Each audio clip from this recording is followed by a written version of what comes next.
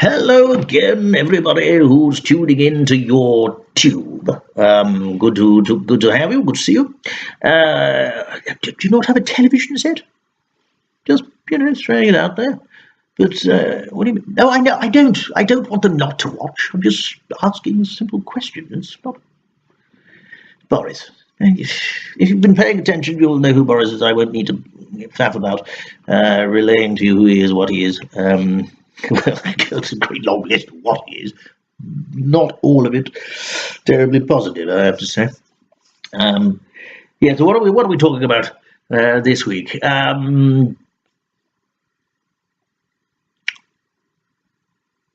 Memory. That's it. Memory. I'd forgotten.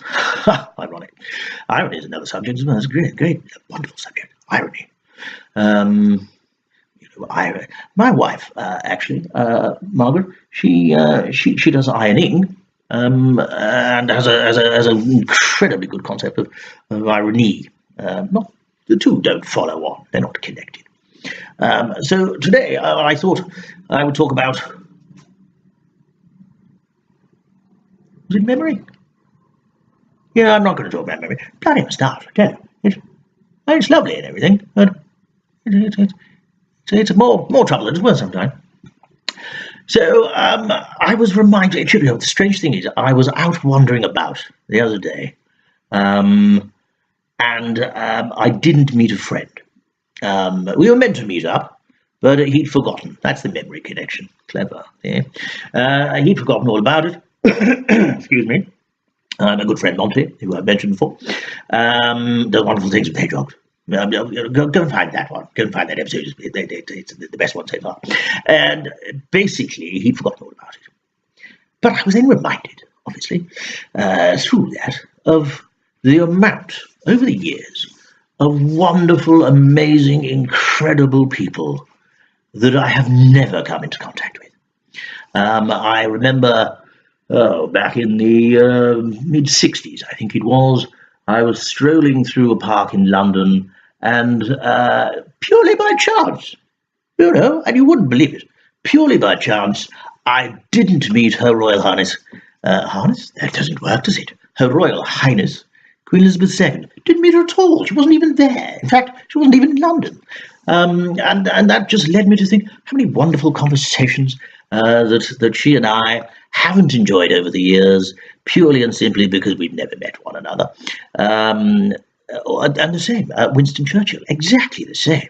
Wonderful, amazing, brilliant man, brilliant man.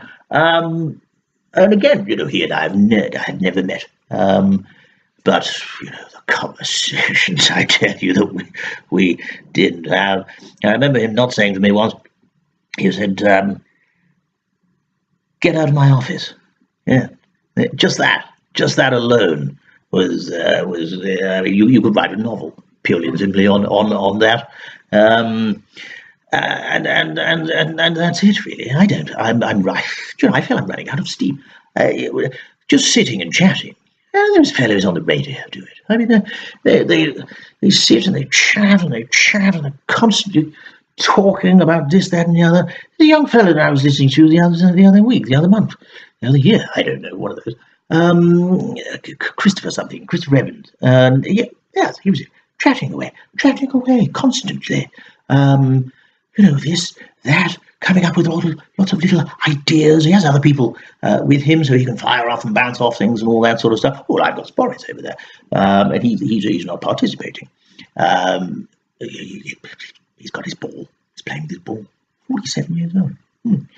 But so I started on the tail end of the last episode of people writing in. Somebody wrote in from. I can't quite make that out. The Federated States of Micronesia. That's actually a place, Fabulous. Lots of little islands. Being educational again. Lots of teeny tiny little islands.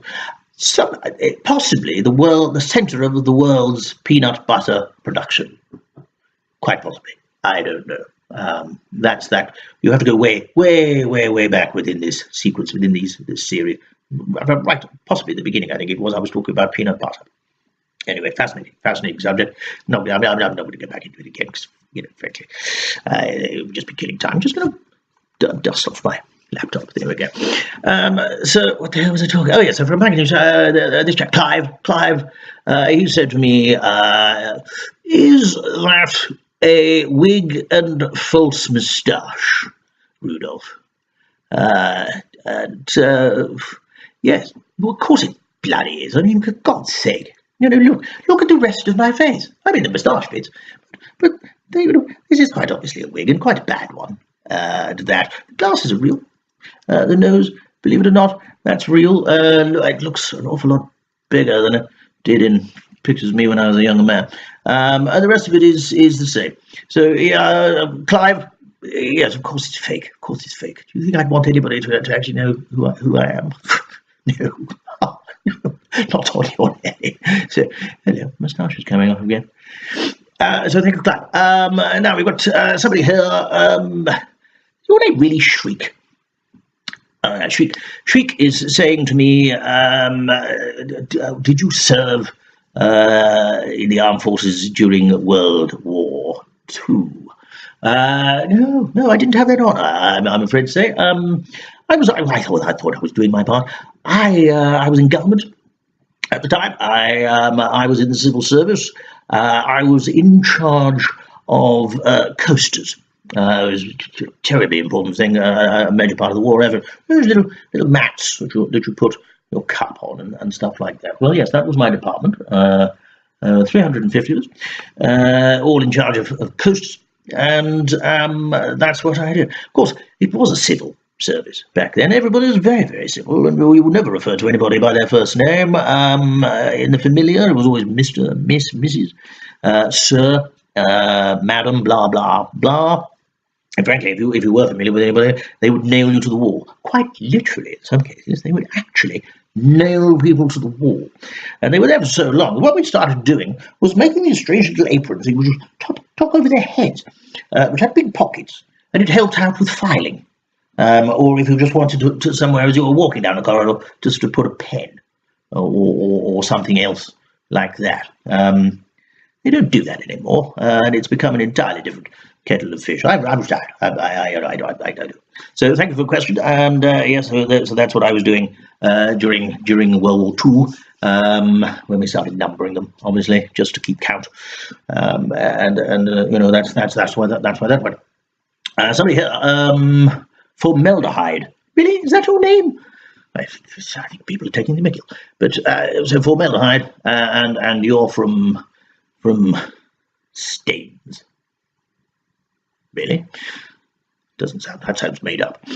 Anyway, formaldehyde, you've asked the question, why do I always appear to be wearing exactly the same thing? Well, it's a very interesting question, and I tell you this, I'm not. See, very, very clever. I took a leaf out of Albert Einstein's book. Well, actually, a good lady wife did this. She just bought me several copies, basically, of exactly the same outfit. In Einstein's case, it was, he apparently had that so that he didn't have to waste any of his brain power, his immense brain power, wasting time thinking about what to wear when he got up in the morning.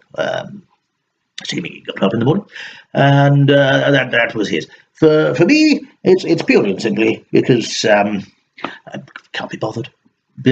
So I actually am wearing a totally different outfit to each and every time that you see me on here. It's just this is a different version. I've got about 10, I think, something like that. Same shoes, same trousers. Jacket, although you might be forgiven there's only half of me, but like a newsreader, because that's all you can see. So yes, thank you for your question. Got another one here. There's no name. They are asking about the picture behind me. Yes, I don't like it either. It wasn't my choice. So you might have just caught Boris chuckling. But good old Boris. Yeah, he's now paying attention. He's still got his ball. But yes, so there you are, and thank you so very, very, very, very much. I think I might have to call it a day there for this particular edition. I think we're going strong, and it's been a delight. Funny my moustache is just. There we go. Yeah, perfect. Look at that. Of course it's a false moustache. Of course it's a false moustache. I have seen people with real ones like this. Terribly, awesome. Well, that's not a word I usually use. But yeah. I don't think I could, I wouldn't have the time. I just wouldn't have the time. Well, actually, I would. I've got nothing else to do. But I don't want to. All right. I'm going to leave it there. I'm just going to say I don't want to. So God bless. Or whatever the equivalent is if you're an agnostic or atheist, and various other things. There are lots of Cheerios which invoke God or God be with you, blah blah blah.